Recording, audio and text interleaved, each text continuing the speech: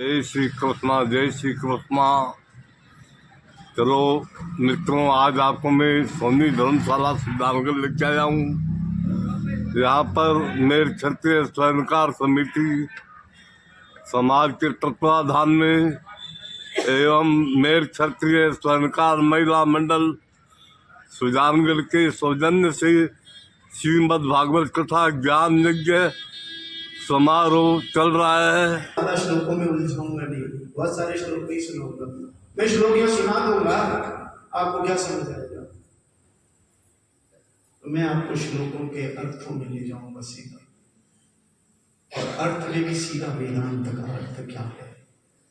ये जो नाम है ना, अंजू, ये नाम, ये रूप, ये आकृति, ये आभास होना, मैं हूं, इसका जो अधिष्ठान है, ये मैं हूं, ये मैं हूं, ये मैं अंजू हूं। मैं अंजू गोरी वाली, काली वाली नहीं, गोरी वाली, मैं अंजू गोरी वाली। इसका जो आभास कहां होता है, किसको होता है? इसका जो प्रकाशक है, अनुसूयक है, जो परम सत्य है। देखो, ये देह तो परम सत्य नहीं है, ये नाम और रूप तो परम सत्य नहीं है, ये अंजू जो नाम है ये परम सत्य नहीं है। जब ये पैदा हुए तब रखा था किसने? माँ बाप ने रखा था। ये अंजू नाम लेकर तो नहीं, अंजू तो शरीर है, और ये शरीर भी इस प्रकृति ने दिया है, ये शरीर भी अंजू नहीं। न ये नाम है, न ये रूप है, न ये आभास है, न ये आकृति है। इस आकृति, इस आभास, इस नाम और इस रूप का जो परम सत्य है, आप सबके नाम का, आप सबके रूप का, आप सबकी आकृति का, आप सबकी चेतना का जो परम सत्य है, जो अबाधित है। अबाधित माने जो कभी बंटता नहीं है, जन्म और मृत्यु में बटा हुआ नहीं है। ये सत्य, ये बटा हुआ सत्य नहीं है। आपको जो जन्म लेने और मरने का आभास होता है ना, वो उस अधिष्ठान में होता है, उस परम सत्य में होता है। हम उस परम सत्य को प्रणाम करते हैं। मैं आप सबके परम सत्य को, उस ईश्वर को प्रणाम करता हूं, जहां ये नाम और ये रूप और ये अधिष्ठान जहां है, ये आकृति जहां है, ये चेतना जहां है, जहां ये मैं हूं का आभास है, उस परम सत्य को मैं प्रणाम करता हूं। महान आत्मा से परे अव्यक्त, जिसे व्यक्त नहीं कर सकते उसे व्यक्त कहते हैं। व्यक्त माने मैं जिसका वर्णन ही नहीं कर सकता। मैं नहीं, इस संसार में कोई भी उस अव्यक्त का वर्णन ही नहीं कर सकता। उसको तो सिर्फ जाना जा सकता है। इसको जानने का साधन तो हो सकता है। उस अव्यक्त से परे, जो पुरुष है, जो परमात्मा है, और उस पुरुष से भी परे जो परम सत्य है, उस सत्य के सिवा और कुछ है ही नहीं। वही अंतिम लक्ष्य, वही मोक्ष है। उस परम सत्य को देखो, परम सत्य को जानने के लिए कहीं जाना नहीं है। जिसे आपने नाम और रूप, ये शरीर मान रखा है ना, जिसने मान रखा है उसको जानना है। किसको जानना है? जिसने इसको नाम और रूप को मान रखा है कि ये मैं हूं, उसको जानना है। अच्छा, बहुत सीरियस बात होगी तो मैं एग्जाम्पल में समझाऊंगा। आपका अपना पर्सनल एग्जाम्पल है। देखो, आप कानों के कुंडल जानते हो? पहने है ना सबने कुंडल? कानों में पेड़ है नहीं सड़ा? अरे मुखारो तो करो, झूठो ही नहीं। हाथ में पेरेडी है को नहीं? अरे सुना रखे तो होनी चाहिए थे। गड़ा में है को नहीं? कहीं कहीं पेरेड है भाई, कहीं पेरेड है। एक चूड़ी पेरेडी है, एक गड़ा में हार पेरेड है। कान में कुंडल, ए नाम काई कुंडल, रूप किशो कान में पेरे चको, आकृति भी अलग अलग डिजाइन आवे। आज ज्वेलर में एक बहुत बड़ी समस्या खड़ी होगी, लाइक ज्वेलर 2000 डिजाइन की राख लेवे नहीं आप करना है तो घर का के अत्ता ही डिजाइन है क्या थार कर इनो जाता तो मार्केट अब बहुत बड़ी समस्या है। लाइक ज्वेलर का तब डिजाइन राखी 2000 भी राख लेवे नहीं तो काय के लगा अत्ता तो सब मन करनी पड़े है। चलो नाम रूप से आगे बढ़ते हैं। तो कुंदन भी आपके पास, कुंडल भी है, गले का हार भी है, नाम क्या है? हार। और रूप कैसा है? अलग अलग रूप होते हैं, 2000 रूप है, किसी के गले में कोई सा हार है, किसी के गले में कोई सा हार है, पर इन सब कुंडलों का, गले के हार का, चूड़ी का अधिष्ठान क्या है?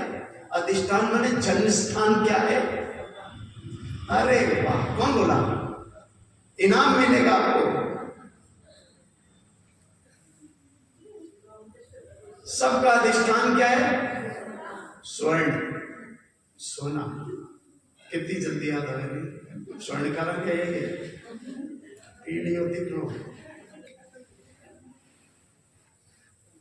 है?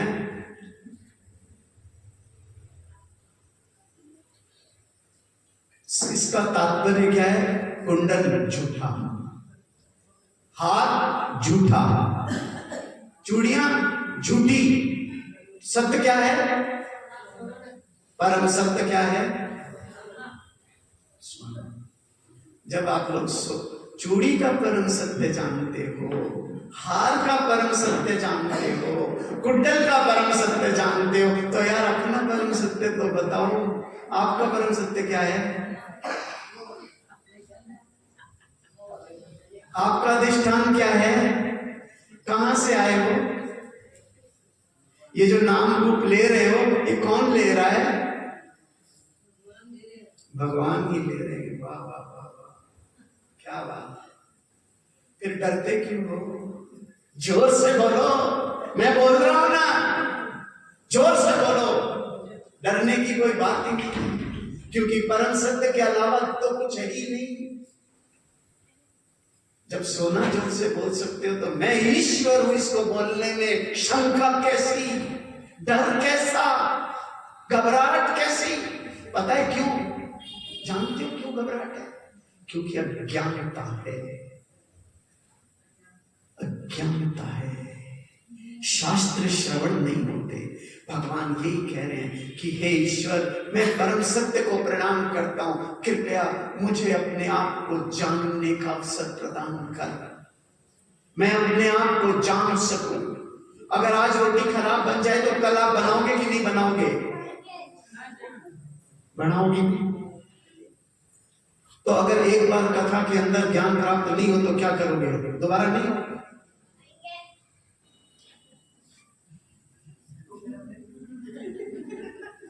आ जाओ महाराज, आप ही का तो इंतजार है। जिस दिन आप आ गए, हमें रहने की जरूरत ही नहीं पड़ेगी। हम उस परम सत्य को, सब लोग किसको सलाम करते हैं? सोने को, सोने को सलाम है।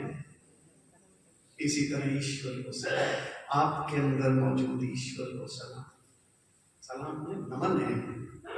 मनुष्यों में जो श्रेष्ठ भगवान के अवतार हैं, नर और नारायण ऋषियों को, मां सरस्वती को और श्री व्यासदेव जी को नमस्कार है।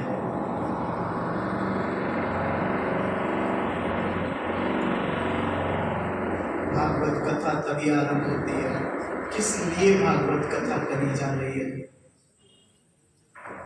ताकि ये जो मैं है ना, संसार, इस संसार से मुक्ति मिले, इस संसार से मुक्ति मिले। और इसकी मुक्ति का सबसे प्रथम साधन क्या है? अंतःकरण शुद्धि।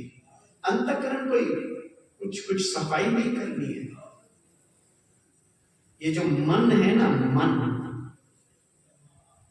इस मन को एकाग्र करना। एकाग्र माने जितनी भी ये भटकने हैं ना, इस भटकन से हटाना। प्राप्त कैसे होगी? ये मां सरस्वती और भगवान व्यास जी की कृपा से होगी। इसका कोई दूसरा साथी नहीं। महर्षि व्यास जी ने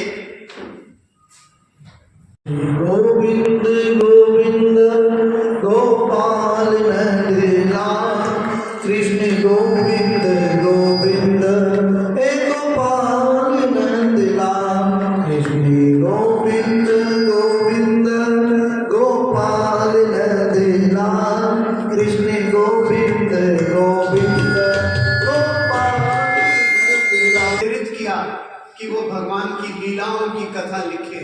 आज तक भगवान व्यास जी ने कर्म कांड में लिखा, व्यास जी ने संपूर्ण वेदांत में लिख दिया, पर भगवान के स्वरूप का वर्णन सब में किया।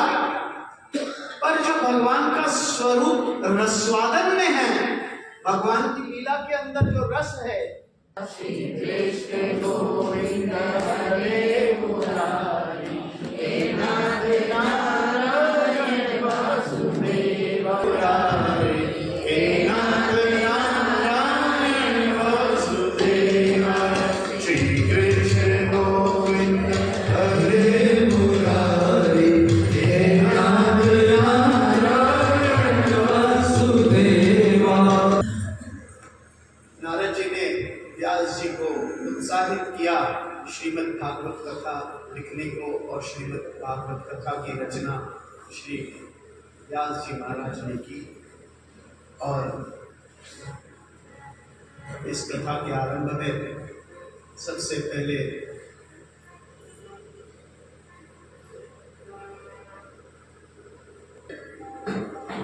तो सभी, जिस घर में भी महाभारत होगी वहां विनाश निश्चित है। अपनों का, परायों का, देश का, काल का, धन का, समय का नाश पक्का। इस महाभारत से अगर बचना चाहते हो तो आज ही आंखों से पट्टियां उतार दे, वरना महाभारत पक्की है। और जब दुर्योधन का नाश हुआ तो उसके परम मित्र अश्वत्थामा को उसने, दुर्योधन को वचन दिया कि मैं आज ही पांचों पांडवों को मार करके और तेरे चरणों में उनके शीश गिरा दूंगा। अश्वत्थामा चला पांडवों की सेना की ओर और उनके कैंप में पहुंचा। वहां उसने देखा कि 5 पुरुष सो रहे हैं। उसने उनकी गर्दनें उतारी और ले गया। ये देखा भी नहीं कि कौन सो रहे हैं, बस 5 थे और वो दिखते भी पांचों पांडवों जैसे थे। ध्यान नहीं दिया और पांचों की गर्दन उतार के ले गया और दुर्योधन के चरणों में डाल दी। दुर्योधन ने कहा, ये क्या कराया भाई? तू तो 5 पांडव लाने वाला था, तू तो 5 पांडवों के पुत्रों को ले आया।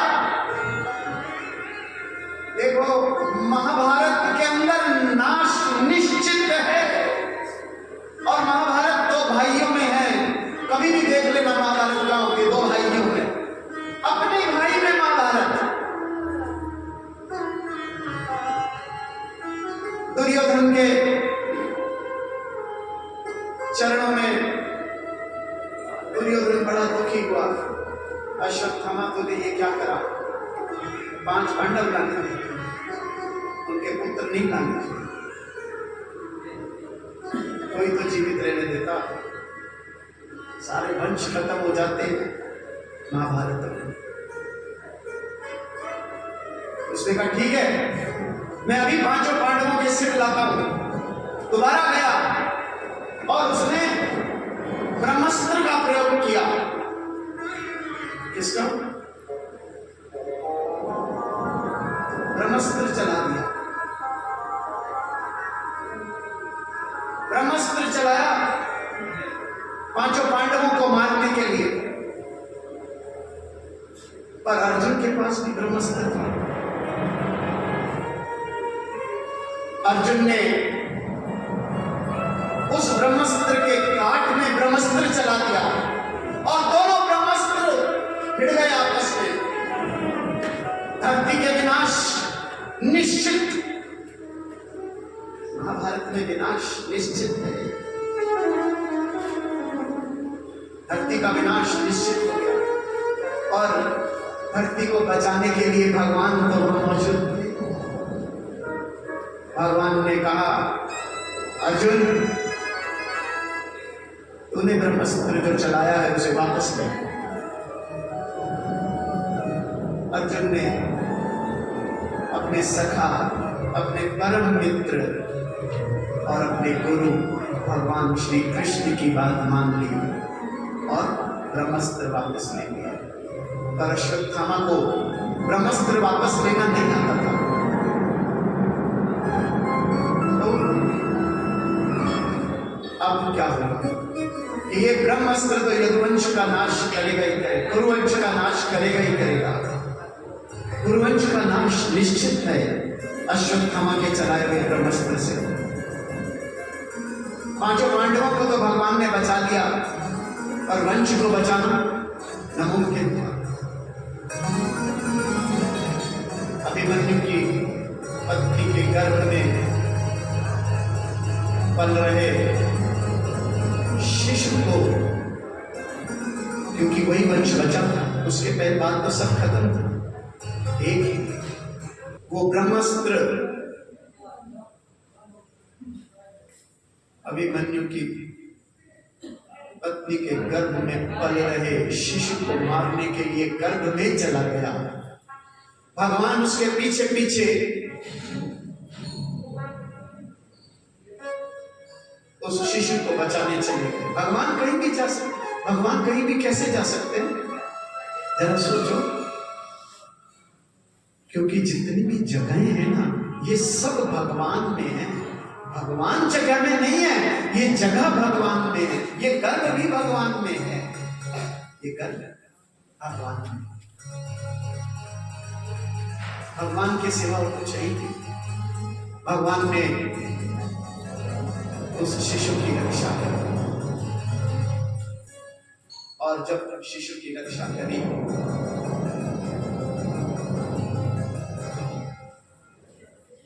तो कुंती ने भगवान की स्तुति करी।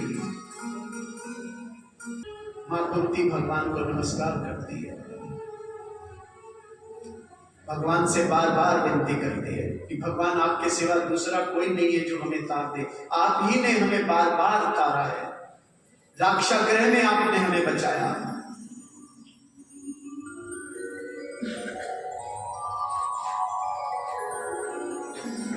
द्रुत क्रीड़ा के अंदर द्रौपदी को आपने बचाया।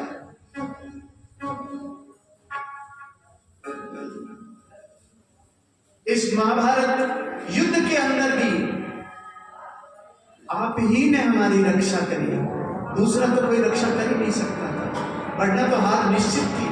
आपको पता है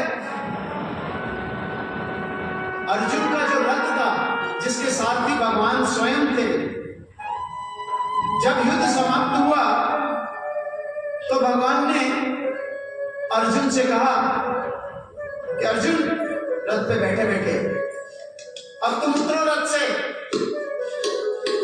तो अर्जुन बोला, भगवान आज ये उल्टी रीति कैसे? आप पहले उतरिए, मैं तो आऊंगा। भगवान ने कहा, अर्जुन जिद मत कर, तो उतर पहले, मैं तेरे बाद उतरूंगा। भगवान आपसे पहले मैं कैसे? अर्जुन नहीं माना, उसने प्रार्थना करी, भगवान भी नहीं माने। उन्होंने, भगवान ने अर्जुन को उतारा पहले, और उतार के बोला दूर खड़ा हो जाके, और फिर भगवान उतरे। और जैसे ही भगवान उतरे, उतरते ही उस रथ में विस्फोट हो गया। ऐसा विस्फोट जो कभी ना देखा हो। भयानक कि महाराज 18 दिन युद्ध चला, ऐसा विस्फोट, इतना खतरनाक विस्फोट अब हुआ है। बोले जो हजारों शस्त्र इस रथ पे लगे थे ना, मैं बैठा था इसीलिए बच गए। ये हजारों शस्त्र क्या है जानते हो आप? ये हजारों शस्त्र हमारे इस रथ पर बार बार लगते हैं ना, दुखों के घाव। कभी कोई दुख आके लगता है, कभी कोई दुख, कभी कोई आपदा आके गिर जाती है। आज वैसे नहीं है, घर में धन नहीं है। सुदामा की स्त्री को सोचो, घर में खाने को अन्न नहीं है और सुदामा जी मस्त है भगवान की। जब सुदामा की कथा आएगी तब करेंगे। घर में आए, सुख नहीं, घाव लग रहे हैं। ये घाव से कौन बचाता है आपको? तो बचाने भगवान आते हैं। ये भगवान हर घाव से आपको बचाते हैं, बार बार बचाते हैं आपको, बार बार आपको। खाटू श्याम नरेश, खाटू श्याम नरेश रोज चिल्लाते हो आप लोग। कौन आके बचाता है? अरे खाटू वाला खुद आके बचाता है। शाम खुद आ जाता है आपको बचाने। आप पहचान नहीं पाते उसे, हर दुख से बचा के ले जाता है, हर वियोग से बचा लेता है। कभी दुख आ जाता है ना, वियोग हो जाता है, उस वियोग से कौन बचाता है? भगवान बचाता है। इसी प्रकार भगवान, ये जो अर्जुन को रथ, ये रथ कौन सा है? ये शरीर रथ है। और बाण कौन से?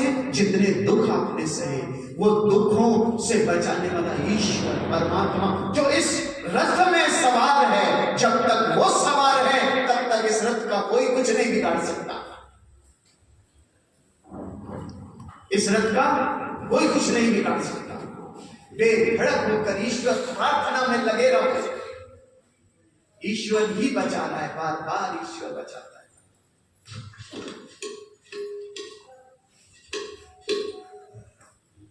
भगवान महाभारत के युद्ध के बाद द्वारका जाने की जिद करते हैं कि भैया अब हमारा समय हो गया, हम चले। द्वारकापुरी भी जाके संभाल ली है। द्वारकापुरी हमारे बिना अनाथ सी हुई है। तो कुंती जी उनसे विनती करती है, महाराज एक काम करो, आप मुझे है ना हर समय दुखी दुख में रखो, क्योंकि जब दुख होता है तब आप हमारे साथ होते हो, जब सुख आता है तो आप चले जाते हो। आप तो हमें दुखी दुख दिए रखो। हमें दुख बहुत प्यारे हैं, क्योंकि दुख में आप ही हमारे सहारे हो। दुख हमारे प्यारे हैं, क्योंकि इस प्यारे में सहारे हैं। बैठे हैं आपके भगवान के सहारे। तो कुंती उनसे विनती करती है बार बार कि दुख दिए रखना। तो जब दुख आए तो घबराना मत, कोई घबराने की बात नहीं है। शरीर में पीड़ा आए तो घबराना मत, बड़े से बड़ा रोग आ जाए तो घबराना मत, भयंकर से भयंकर रोग आ जाए तो घबराना मत। ईश्वर ही ईश्वर है, साथ में बैठा ईश्वर बचा रहा है। पर बचाता कब है? जब आप उसके, आपका मन, आपकी बुद्धि, आपका जो अहंकार है, ये सब शांत होकर ईश्वर के शरण में, ईश्वर की चरण में पड़ा रहे, तब वो आपको बचाता है। भीष्म पितामह 100 हजारों से तीरों से छलनी हुए पड़े थे। देखो यहां पर एक बात बतानी बहुत आवश्यक है। हजारों तीर सहन करने के बाद मृत शैया पर, शीर शैया पर पड़े भीष्म पितामह ने इतना दुख क्यों सहा? क्योंकि उन्होंने एक वचन दे दिया था। भीष्म प्रतिज्ञा कर ली थी कि मैं हस्तिनापुर का जो राज है इसका संरक्षक रहूंगा। अच्छा बताओ, इस संस्था का संरक्षक कौन है? इस सोनी धर्मशाला, सोनी भवन की संरक्षक कौन है भाई?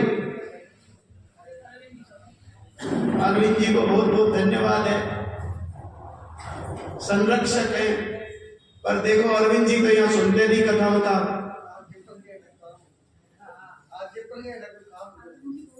तो अरविंद जी को हमारा बहुत बहुत प्रणाम है।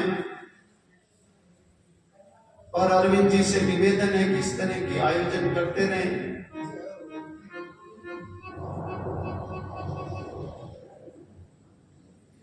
पर ऐसी कोई प्रतिज्ञा ना कर ले कभी, ऐसा कोई प्रतिज्ञा ना कर ले कि हजारों बाण सहन करने पड़े। कोई प्रतिज्ञा करने की जरूरत नहीं है ऐसी, और अगर कर भी लें तो ऐसी प्रतिज्ञा किसी काम की नहीं है जिससे प्राण शरीर में इतने बाण झेलने पड़े। वो प्रतिज्ञा तोड़ सकते थे और धर्म की ओर आ सकते थे, पर वह धर्म से लड़े, जब बुद्धि से नहीं लड़े, प्रतिज्ञा से लड़े। प्रतिज्ञाओं में मत बंधो। अगर जरूरत पड़े ईश्वर को पाने के लिए प्रतिज्ञा तोड़ने की, तो तोड़ दो उस प्रतिज्ञा को जो प्रतिज्ञा ईश्वर के आड़े आती हो। भीष्म भगवान की प्रतिज्ञा, भीष्म की प्रतिज्ञा भगवान से मिलने के आड़े आ रही थी, तो उन्हें शरीर में घाव झेलने पड़े, तीर झेलने पड़े, पर वो भगवान के परम भक्त थे। तो भगवान ने उन्हें वचन दिया था कि जब आप संसार त्यागोगे तो मैं आपके सामने। सुख भी मुझे प्यारे हैं, दुख भी मुझे प्यारे हैं, छोड़ूं मैं किसे, छोड़ूं मैं किसे, भगवान दोनों ही तुम्हारे हैं।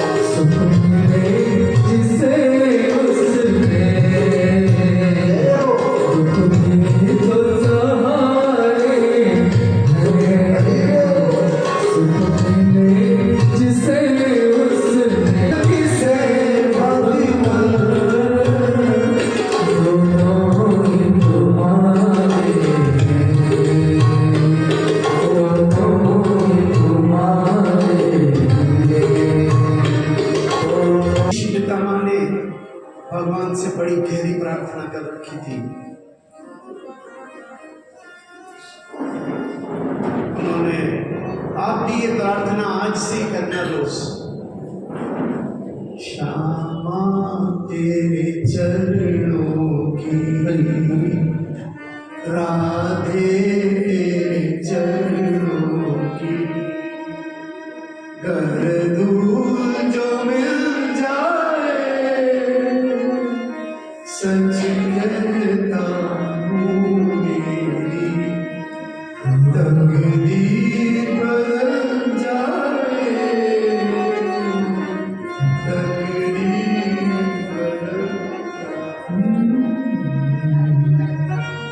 धृतराष्ट्र भीष्म पितामह भगवान से तेरे चरणों की गर धूल जो मिल जाए, सच कहता हूँ मेरी तकदीर बदल जाए, तकदीर बदल जाए।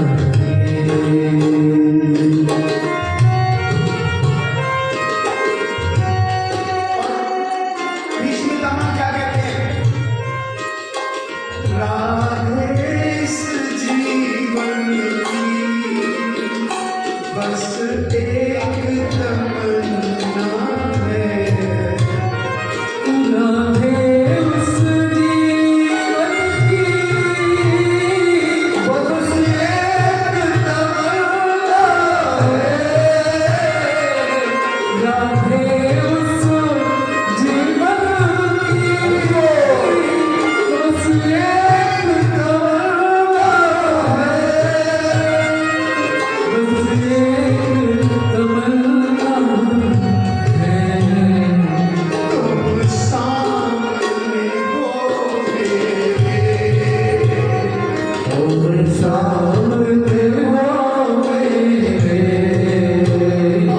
तुम सामने हो मेरे, मेरा दम ही निकल जाए, तुम सामने हो मेरे, मेरा दम ही निकल जाए। ऐसी प्रार्थना भगवान से कि भगवान तुम सामने हो मेरे, सामने भगवान, और घाव से घिरा हुआ ये शरीर छलनी हुआ भीष्म पितामह का। भगवान से जब प्रार्थना करो ना तो भगवान से कहना, भगवान चाहे जितने खाओ दे देना, चाहे जितने दुख हो दे देना, पर जब इस शरीर से प्राण निकले तो तुम सामने होना, तुम सामने होना मेरे। और अपनी प्रतिज्ञा भगवान, ऐसी प्रार्थना के सामने भगवान स्वयं पहुंच गए। और क्या सुंदर दिन, उत्तरायण का दिन आए, उत्तरायण का दिन, और भगवान सामने।